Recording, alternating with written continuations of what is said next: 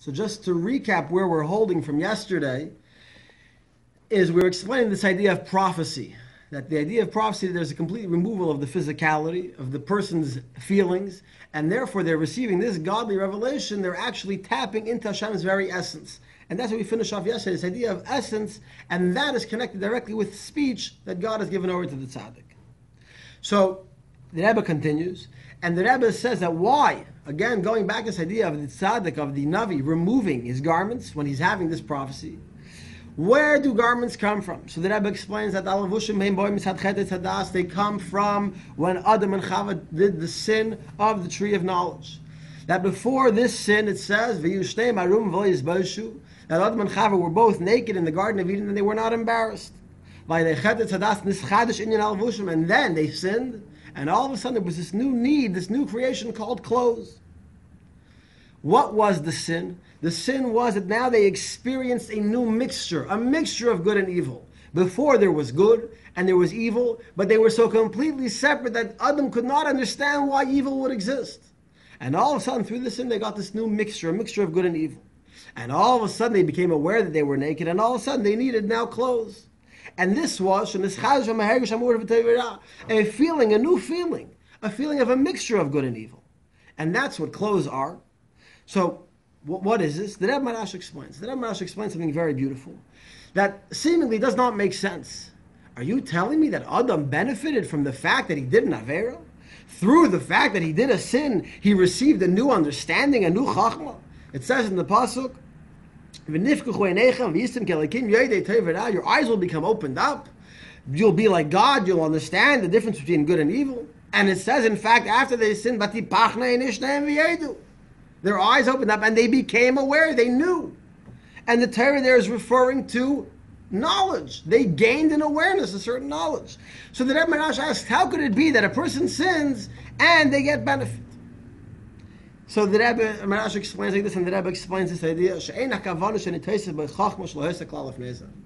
It does not mean Torah is not coming to say that. On the contrary, they received the new Chachma they did not have before that. On the contrary, something happened that they received less. What does this mean? Obviously, they must have had Chachma before, because it's not possible for Hashem to give a command to someone who does not have Chachma. Torah teaches us that a person who does not have Chachma cannot be expected to follow rules. And so therefore, if Hashem had told them you cannot eat from this tree, it must be because they had Chachma. What type of Chachma? Shleimus HaChachma. Godly intellect, godly knowledge. And worldly knowledge, they did not really have. They had it, but they were not aware of it. In other words, at that point, what were they thinking about? They were thinking about God. They were not thinking about physical pleasures, about physical desires. That, Adam was completely not in touch or aware of this idea of physical desires. And therefore they were not embarrassed. Because by them everything was 100% equal. They were only involved in godliness, and therefore they did not feel a need for clothes. However, after the Avera, after they sinned with the tree of knowledge, they fell. They lost that awareness. They lost that godly awareness, and now they became aware of the worldly matters. They became aware of good and evil mixed together. And this is garments, this is clothes. What is clothes? Clothing conceals. Worldly knowledge conceals over godly knowledge. Knowing that good and evil could be mixed together conceals godliness, conceals pure, unadulterated good. And therefore you needed to have clothes, literally. And God in fact made them clothes to cover over their bodies, their physicality. Because until that point, they were not embarrassed. And now that they sinned, they were embarrassed. Now they lost the godly knowledge, and now they only had physical knowledge, they had worldly knowledge.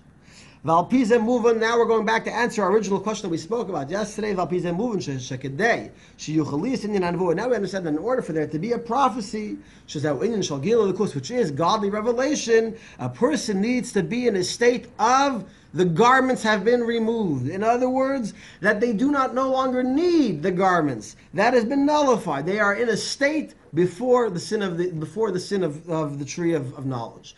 They go back to the time when Adam was completely aware of godliness, and that's it. And that is what we are trying to do, this nevuah, this complete removal, the shtus of of nevuah, of godly revelation, and they no longer need clothing.